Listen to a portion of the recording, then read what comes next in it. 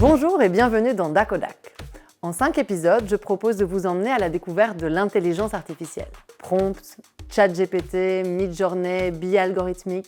Vous n'avez rien compris à ce que je viens de dire? Pas de panique, on vous explique.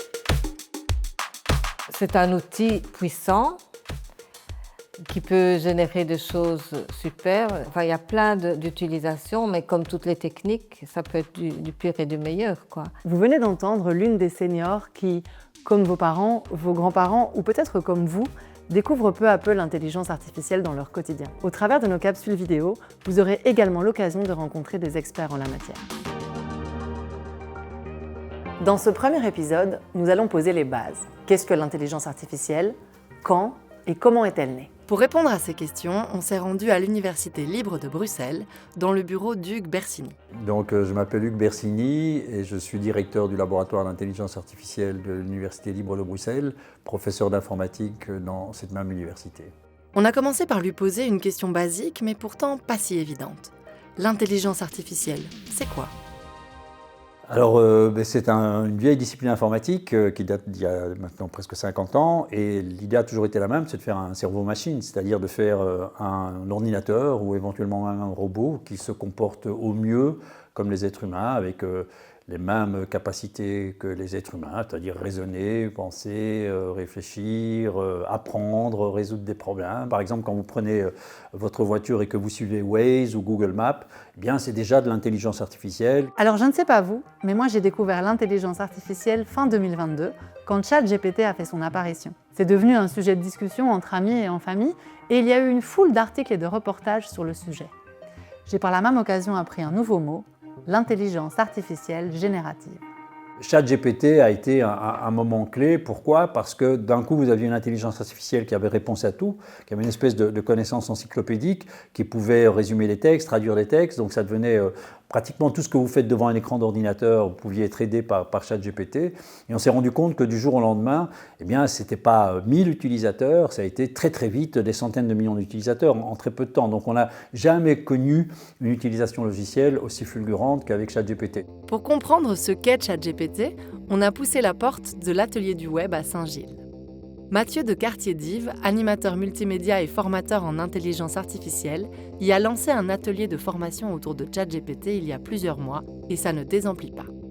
J'ai eu envie de créer l'atelier de ChatGPT parce que d'abord, je me posais des questions sur l'arrivée de cette technologie dans ma vie et puis dans la vie de tout le monde. Et parce qu'il me semblait que ça allait avoir une influence un peu partout et que donc il fallait que je sois capable de répondre à mes propres questions, de répondre aux questions que mes usagers allaient avoir. Et donc c'est vraiment quelque chose que j'ai d'abord fait parce que j'étais curieux de ça, que j'avais plein de questions.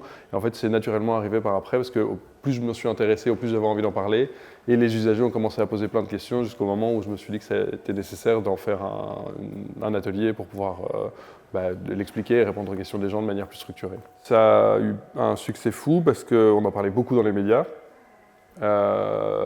Et que déjà dans l'espace d'accueil qu'on a ici à l'atelier du web, on avait déjà l'habitude de répondre à des questions et donc seulement on a l'habitude de répondre à des petites questions, mais on n'a pas le temps de faire des longues réponses ou bien de prendre le temps de tout expliquer et donc les gens sont repartis d'ici toujours un peu frustrés de ne pas avoir saisi l'ensemble du truc et donc l'atelier ils se sont jetés dessus absolument, donc ça a eu énormément de succès.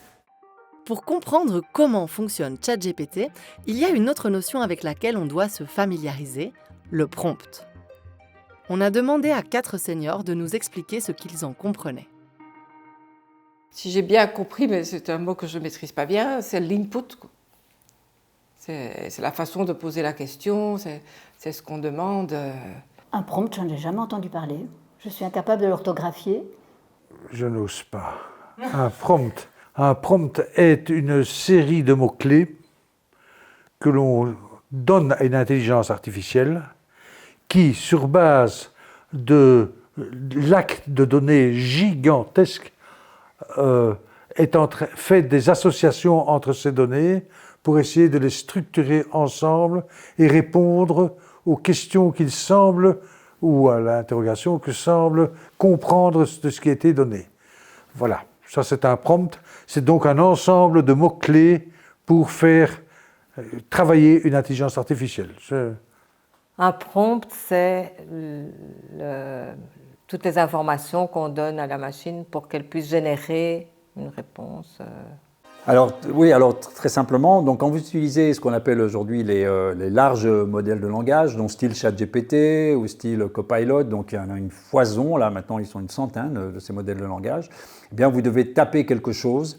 Alors c'est ou taper ou énoncer, parce qu'il faut lui parler.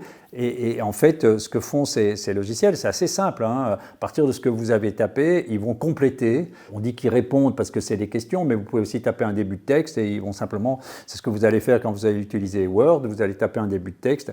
Alors, ce qu'on appelle prompt, c'est justement, c'est ainsi, c'est-à-dire c'est ce démarrage. On démarre l'utilisation de ces logiciels, il faut bien les démarrer par quelque chose.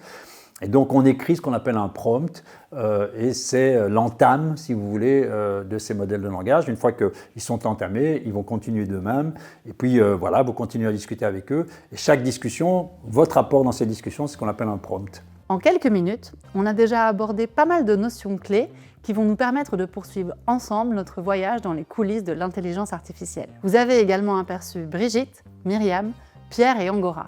Ces 4 seniors vont nous accompagner tout au long des 5 épisodes de Dakodak. Alors, faisons connaissance. Brigitte, 65 ans, la génération des Brigitte. Donc au départ, c'est un copain du cours d'italien qui faisait ses présentations en demandant à ChatGPT de faire un texte et puis de le traduire en italien suivant notre niveau.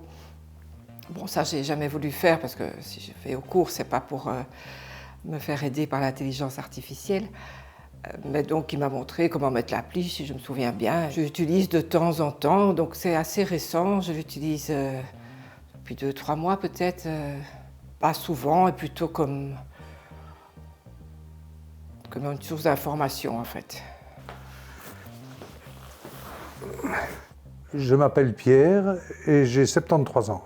J'ai passé quand même une bonne partie de ma vie professionnelle dans l'informatique, à IBM comme firme, et donc je suis naturellement, professionnellement intéressé à l'intelligence artificielle.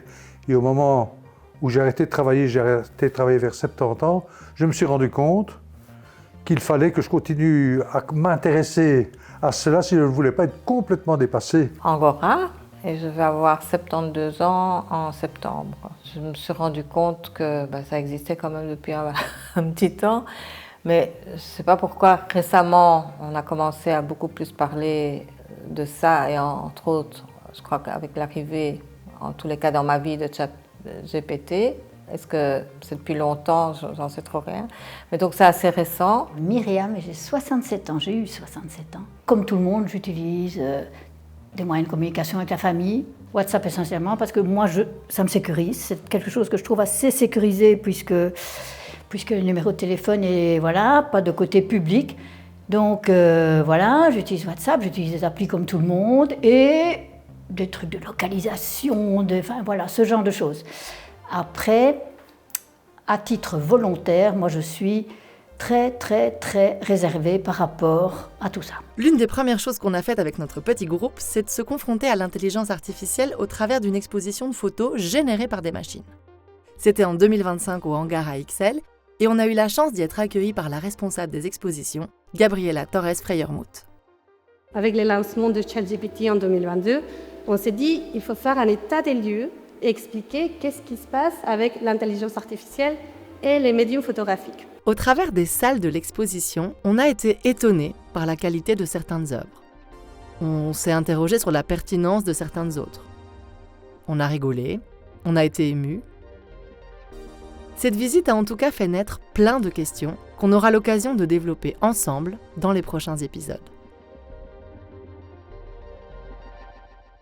Jouer avec notre mémoire collective où quelquefois on peut même oublier quelle est la vraie image de l'histoire de la photographie. Et aussi comment est-ce qu'il y a des stéréotypes aussi dans la machine. Par exemple, la photo avec John Lennon et Yoko Ono, je ne sais pas si vous avez vu. Voilà, normalement, dans l'image originale, c'est John Lennon qui est nu et c'est Yoko Ono qui est habillée. Mais la machine ne l'a pas laissé. Donc il y a des choses comme ça. Donc même les machines sont machistes. Mais oui, en fait. C'est des machines.